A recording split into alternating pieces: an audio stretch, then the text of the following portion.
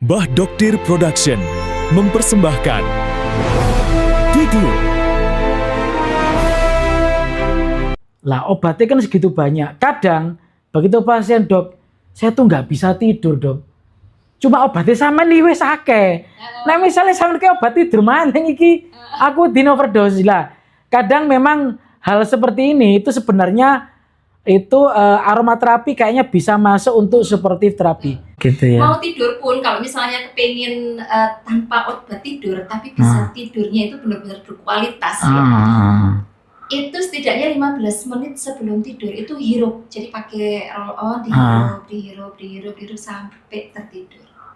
Dia testimoni, alhamdulillah Bu, suami saya sudah kembali seperti sedia kala, bahkan lebih oke. Oh. Lebih oke. Selamat datang di channel kami. Kami hadir untuk memberikan edukasi kesehatan agar kita bisa sehat bersama. Nah, ini tak baca ya. Mekanisme spesifik aromaterapi dalam ranah neurologis. Pereda kecemasan dan stres sudah kita bahas. Membantu manajemen nyeri atau pain management sudah dibahas tadi. Dukungan pasca stroke bahkan terkait libido sudah dibahas. Nah, yang baru itu terkait jurnal ini ternyata potensi untuk kondisi neurodegeneratif. Neurodegeneratif pada pasien-pasien neurolog itu paling sering adalah Parkinson dan demensia Alzheimer. Parkinson itu penyakit yang kaku kayak Muhammad Ali yang masking face, jalannya ketim-ketim, jalan pelan-pelan. Dan yang kedua adalah demensia Alzheimer. Demensia itu ya demensia pasti pikun, tapi pikun belum tentu demensia. Nah, kira-kira untuk Jamida, ada nggak kasus yang pernah konsulkan jenengan ini? Terapi grupnya asosiasi itu kan lintas Profesi ya kan? Ada dokter, ada farmasis, ya kan? Ada orang kimia, macam-macam. Jadi kita diskusi. Waktu itu kita ngebahas tentang demensia dan Alzheimer memang kebetulan ya. Nah di situ ternyata memang essential oil itu kan kita tahu kalau dihirup kan essential oil itu dia bekerja dengan dua metode penetrasi ya. Dia melalui inhalasi sama topical dioles. Nah, melalui inhalasi itu dia bekerja pada dua sistem, respiratory system sama olfactory system. Sensori kan dari 5 panca indera kita punya, mata, hidung, telinga, lidah sampai praba. Itu jalur yang tercepat itu kan memang jalur hidung. Iya betul, ya. Olfactory hidung itu kan kayak dia punya highway dewe ya, dia punya jalur pintasnya yang cepat. Sehingga kalau digunakan untuk terapi yang terkait dengan limbic system, betul. Itu jalur penciuman ini cukup cepat menjadi pilihan yang cukup bisa diandalkan. Nah, termasuk di sini essential oil. Dimana kita tahu essential oil itu dia bekerja di limbic system. Limbic system itu sendiri terkait sama memori, terkait sama emosi, ya kan? Betul. Memori, emosi, dan aroma itu diproses di bagian otak yang sama kan. Nah, tadi terkait sama demensia, Alzheimer itu juga kan kaitannya sama limbic system. Jadi essential oil ini seperti melatih saraf-saraf itu dilatih ulang gitu.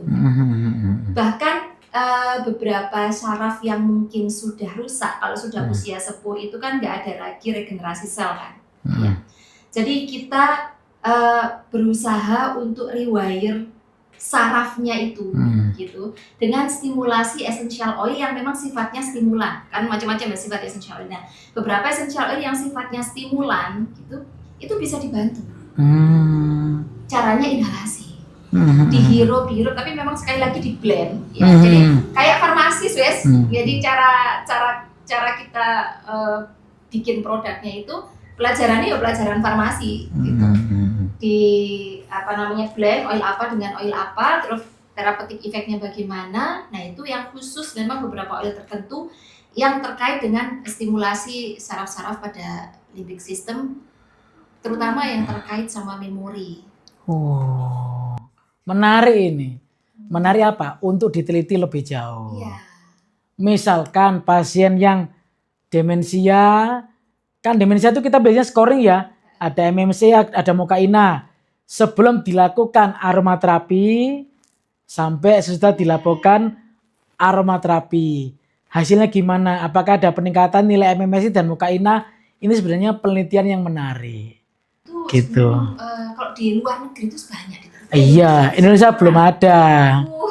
Penelitian kita itu jadi kalau kita di asosiasi itu kayak kejar-kejaran antara kasus di lapangan sama riset yang harus dilakukan. Itu kejar-kejaran. Kemarin baru ada salah satu teman asosiasi, dia memang peneliti ya di Surabaya. Itu dia selalu berusaha untuk gimana meneliti essential oil ini yang terkait dengan therapeutic effect macam-macam. Nah, waktu itu sempat masalah kognisi. Ya, kognisi itu juga alhamdulillah terjadi real peningkatan kognisi pada anak. Nah, itu sebenarnya kalau demensia kan gini ya, lokal sama luar itu ternyata ada perbedaan respon. Misalnya nih, orang Indonesia sama orang Amerika misalnya. Perkara Alzheimer, kemudian demensia itu ada riset di Amerika itu dengan menggunakan oil A, B, C, D, E gitu ya.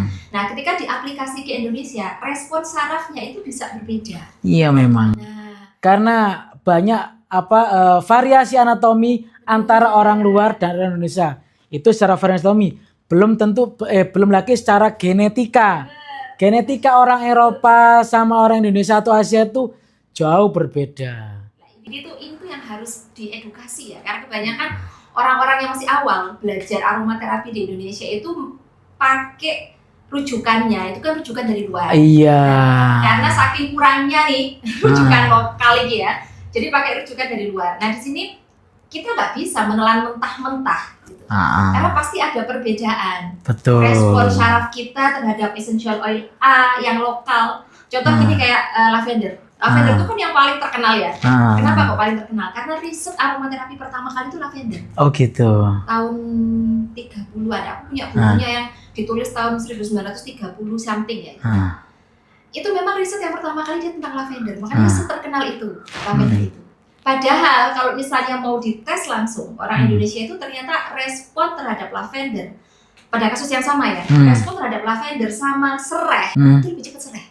Oh beda ya? Lain. Gitu. Kalau aku pernah bantu risetnya Arek Jogja, itu terkait bukan terkait syaraf tapi terkait bakteri P. acne jerawat.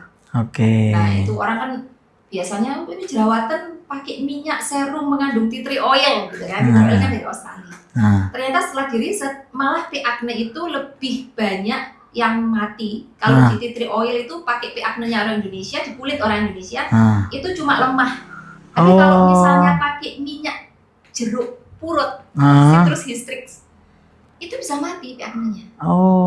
Itu mengurangi beban mikroba di permukaan kulit itu signifikan. Nah, ini dari riset. Harus diriset sih. Kalau referensi ada banyak ya yang terkait sama demensia dan Alzheimer, tapi itu masih banyak riset luar. Iya, sebenarnya peluang penelitian terbuka itu. Banget deh. Apalagi kita punya potensi 900 jenis, bayang loh. Aku berusukan di hutan-hutan Kalimantan itu tanaman-tanaman penghasil atsiri gaharu itu aku sampai bener-bener masuk ke hutan sehingga gak ono opo-opo, sing hutan tok yang kabut-kabut gelap sampai jarak berapa meter sini itu gak kelihatan. Itu berusukan terus ke Indonesia Timur, kemana Indonesia Timur ya, berpulau-pulau tanaman atsiri. Itu bukan kata kiasan berpulau-pulau, itu tenaran pulau-pulau itu cengkeh, kayu putih dan macam-macam. Wah, nah ini kan harusnya kita masyarakat kita ini PR sih wakeh gitu loh ya, kerjaan itu sebenarnya masih banyak. Sebelum minyak-minyak kita ini seperti biasa diriset dan terus kemudian dipatenkan di luar, kan sedih. Iya ini menarik. Ternyata memang banyak sekali potensi plasma nutfah yang dipunyai oleh negara Indonesia yang belum tergali secara optimal.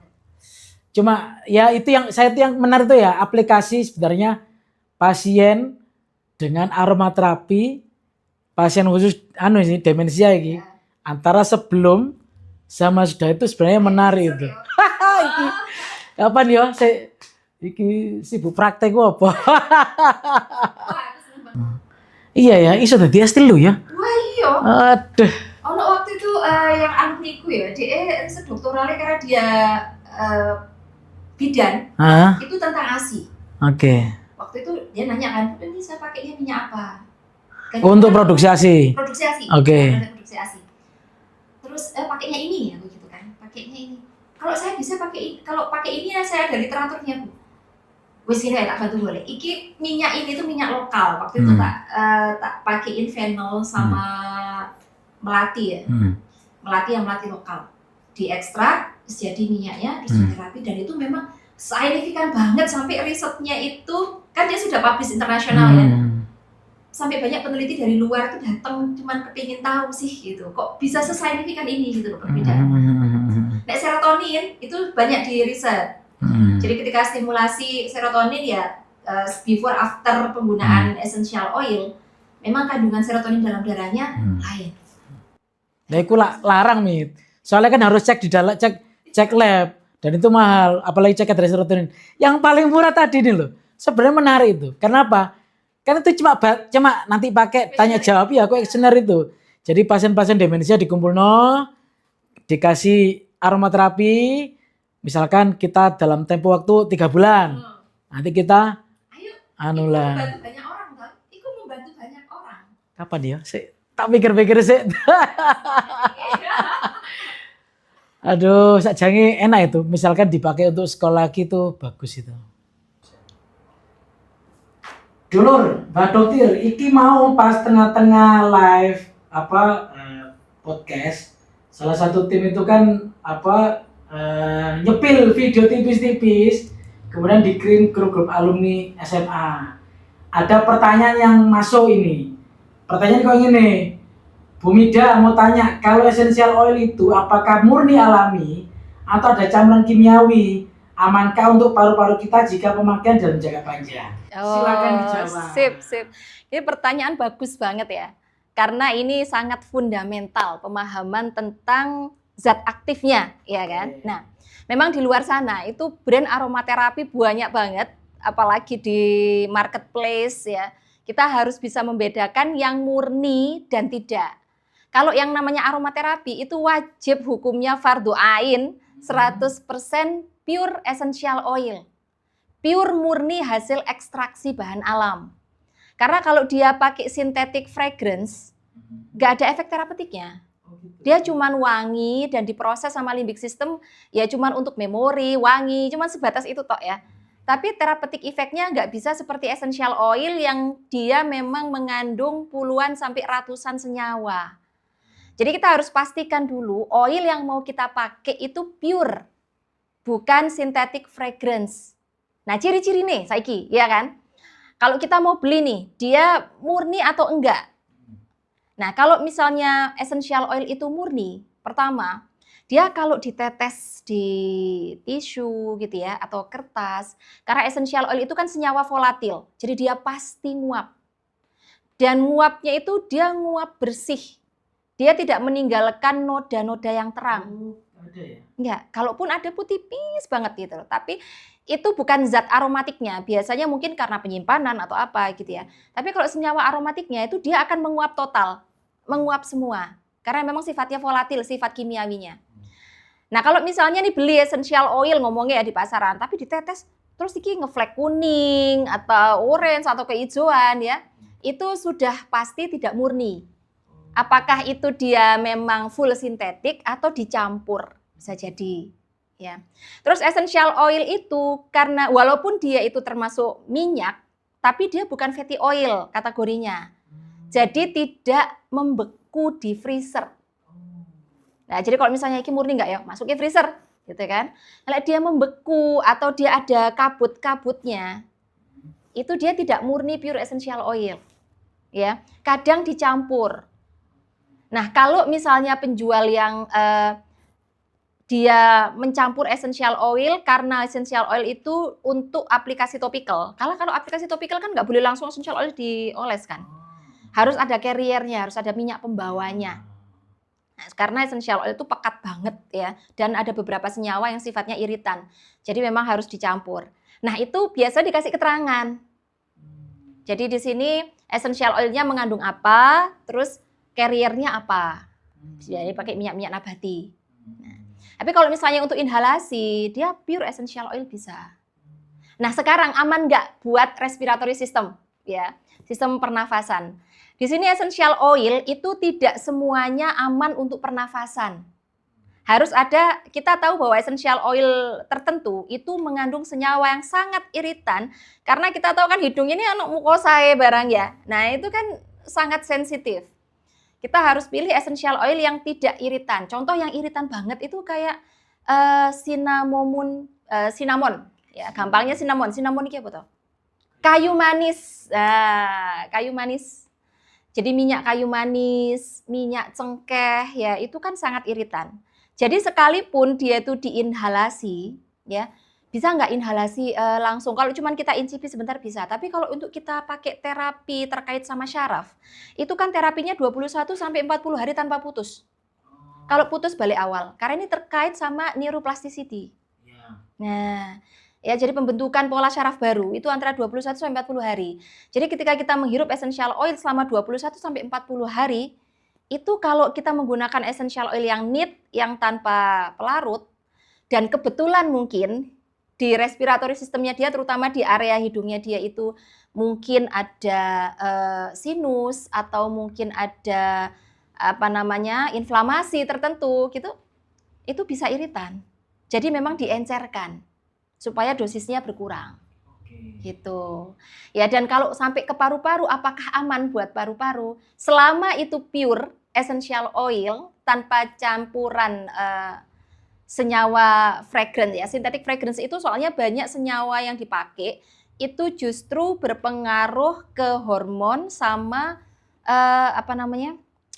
dia bisa pencetus kanker dalam penggunaan jangka panjang. Itu sono risetnya. Itu. Makanya jangan menggunakan yang sintetik ya. Yang sintetik itu kalau dia aman, dia pasti ada izin FDA-nya, dia pasti ada dosis-dosisnya, itu aturannya. Tapi kan secara umum kan enggak ya. Di pasaran tuh ya pokoknya orang pakai gitu aja. Dan kalau misalnya itu dia memang pure essential oil, terutama yang memang untuk terapi respiratory system, insya Allah aman. Jadi memang ada kategorinya essential oil yang untuk respiratory system tuh A, B, C, D, E, apa gitu. Oilnya tuh ada. Peppermint itu bagus banget. Terus yang mengandung senyawa sineol kayak eukaliptus, minyak kayu putih, rosemary itu api. Semua yang terkait sama pernafasan. Kemarin masalah COVID itu kan, wah itu minyak kayu putih gak karu-karuan laris. Kalau jadi zaman COVID tuh, yes. Ya Allah, sampai kayak ngono-ngono. Iya, mari. Bisa naik COVID. Jadi teman ini kalau misalnya mau beli essential oil, pertama pastikan murni, ya, pure. Dan kalaupun itu dilarutkan, pelarutnya pun juga harus pelarut nabati yang natural. Terus tidak iritan. Dan dia memang punya therapeutic effect terhadap respiratory system. Gitu ya? Yes. Mana ya lur ya, ojo lali. Jadi ingat, beli yang asli dan alami. Buat diri kok coba-coba, rek, gak eman. Ya, jadi tetap buat kesehatan kita pasti usahakan yang terbaik lah. Jangan menggadekan kesehatan dengan uang yang kecil, eman. Oke, dulur, matur suwun ya, Jeng ya. Sami-sami. Oke. Terima kasih.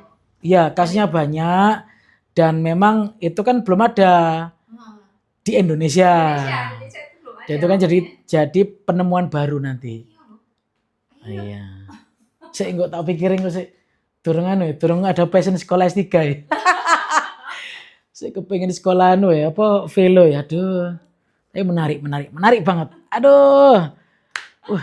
Gak nyongko wis suwe meh sak jam ya wisan iki. Oh ya, Iya. Ngobrolnya ya, itu lebih banyak lagi misalnya kaitan gejala-gejala yang terkait sama syaraf itu. Karena memang essential oil itu kan kaitannya neuroendocrine system terutama ya. Jadi otomatis kan perkara syaraf, perkara kelenjar, perkara hormon itu iya. Memang bidangnya. Iya. Satu lagi, ini pertanyaan apa ya? Lucu tapi mungkin rada goblok ya. Apakah essential oil selalu wangi buat pasien terapi? Nah, gini. Oh ini, Apa wangi ya? Selalu wangi ya? Saya nggak tahu ini. Ya, jadi senyawa aromatik itu Iya. kan sifatnya personal perception. Ah. Ya, persepsi orang itu bisa lain-lain. Oke, ya. Orang sih mikir aromanya misalnya kayak gondopuro, ya toh. Gondopuro itu termasuk minyak atsiri, termasuk essential oil karena dia mengandung senyawa aromatik. Orang sih seneng banget karo gondopuro. Orang sih gak seneng babar belas karo gondopuro. Ya kan? Nah, makanya ketika kita terapi untuk aromaterapi, itu kan kita kasih opsi ke pasien. Oke. Nah, jadi misalnya nih dia punya gangguan kesehatan apa gitu ya. Ini ada opsi oil A, B, C, D, E. Dia prefer yang mana? Oh gitu. Manapun yang dia pilih itu semua punya therapeutic effect yang disesuaikan dengan dia. Wah, aku kok lebih condong ke oil yang A daripada oil yang B. Oke. Karena ketika dia menolak aroma itu juga bisa menghambat proses terapi. Jadi harus fix and match dulu ya. Kepinginnya apa ya? Oke. Kalau misalnya kita bikin aroma, misalnya production, biasanya aku kan kadang ada yang tim R&D dari perusahaan-perusahaan farmasi gitu ya, dari perusahaan-perusahaan besar tuh sering mereka private gitu tim R&D-nya. Nah kalau mereka kan otomatis mass production toh, nggak bisa satu persatu pasien. Kalau mass production itu otomatis kita harus survei market dulu, aroma-aroma yang memang disukai sama masyarakat. Oke. Tapi yang bisa mengatasi gejala-gejala tersebut. Oke, ya. Caranya gitu, baru nanti bisa. Berarti karena gini, ketika saya orang lihat anak muda pakai roll on gini, aku ini jangan-jangan remaja jompo gitu. Kan orang pakai roll on itu kan stigmanya itu kan wis tuwek gitu. Ternyata ya. Aromanya kalau orang zaman dulu itu kan memang aroma kayak minyak kapak. Iya, minyak kapak, minyak tawon, sing nyengat banget. Benar zaman sekarang itu ada teknik ya, aromaterapi itu kan dia teknik untuk therapeutic effect-nya ya, lebih teknik blending untuk therapeutic effect-nya. Ada lagi namanya scent therapy. Scent therapy itu terapi tapi dia membentuk wewangiannya itu kayak parfum, tapi punya therapeutic effect. Jadi wanginya tuh nggak kayak wangi minyak angin atau enggak, wanginya itu parfum. Itu tekniknya. Jadi semuanya itu harus berujung pada satu therapeutic effect tertentu, tapi dia dibagi menjadi base note, middle note, top notes gitu. Jadi tekniknya perfumery. Jadi enak wanginya. Iya. Menarik. Jadi ya, Lur, tidak setiap anak muda yang pakai roll on itu remaja jompo. Bisa jadi dia lagi aromaterapi. Gitu.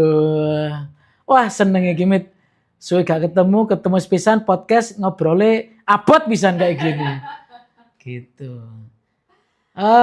Nanti ya, dulur-dulur jangan khawatir misalkan kalau kepengen beli terkait produk Mida Aromatica, nanti di video Mbak Dokter nanti kita cantumkan di bawah alamatnya di mana, IG-nya apa, TikTok-nya apa, nanti bisa pesan di situ. Shopee ada juga nggak? Shopee ada.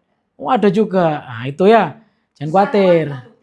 Wah jangan, Mbak Dokter itu khusus buat kita edukasi kesehatan. Ini sudah dari awal memang tak batasi, kita hanya visi misinya untuk edukasi kesehatan. Andaikan ada produk Mbak Dokter, itu adalah berupa merchandise. Bisa mug, bisa tumbler, bisa kipas, yaitu nanti kita bagikan setiap kali kalau ada acara event, entah itu pameran atau CFD. Kebetulan nanti minggu depan tanggal 28 kita mau CFD di WIP. Kalau dulur-dulur Mbak Dokter mau datang silakan, nanti kita berikan. Produk digital, edukasi digital nggak ada? Edukasi digital kita sering bikin infografis. Oh, infografis. Jadi infografisnya terkait penyakit semisal nyeri kepala, infografisnya kita bikinkan.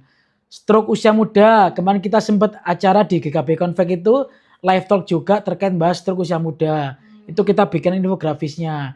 Dan ternyata sekarang itu kan anak muda sekarang sama orang sekarang itu kan lebih seneng baca info yang sebentar tapi menarik, dan itu lebih mengena untuk edukasi gitu. Jadi memang kita selingi dengan membuat infografis daripada kita buat apa itu Panjang gitu sing wis gak langsung infografis dan kita share ke grup atau ke TikTok itu jauh lebih mengena. Oh Pak Dokter, saya ternyata kemarin mengalami ini loh, kayak gitu. Itu, dan itu lebih mengena buat khalayak sekarang karena kan tipikalnya ya emang seperti itu. Iya. Itu. Sekarang kan serba harus cepat instan ya. Iya, dan harus menarik. Karena apa? Mereka tuh kalau nggak menarik ya di skip gitu aja. Iya. Tapi kalau kemasannya menarik, bahasannya masuk dan mudah dicerna, dia akan dibaca. Terus infografis itu kan memang ada visualisasinya. Betul, kita sudah punya linknya itu untuk bikin infografis. Iya, jadi memang Mbak Dokter ini benar-benar real fokus terkait kita edukasi kesehatan neurologi ke masyarakat. Ya ada pertanyaan umum tetap kita bahas tapi sesuai koridor kedokteran. Gitu. Seneng bisa ngobrol banyak iki. Cuma sebelum iki tak kasih kenang-kenangan dulu.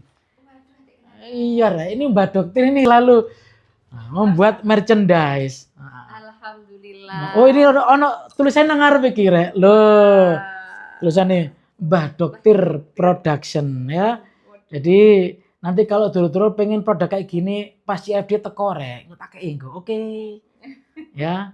Oke. Matur nuwun.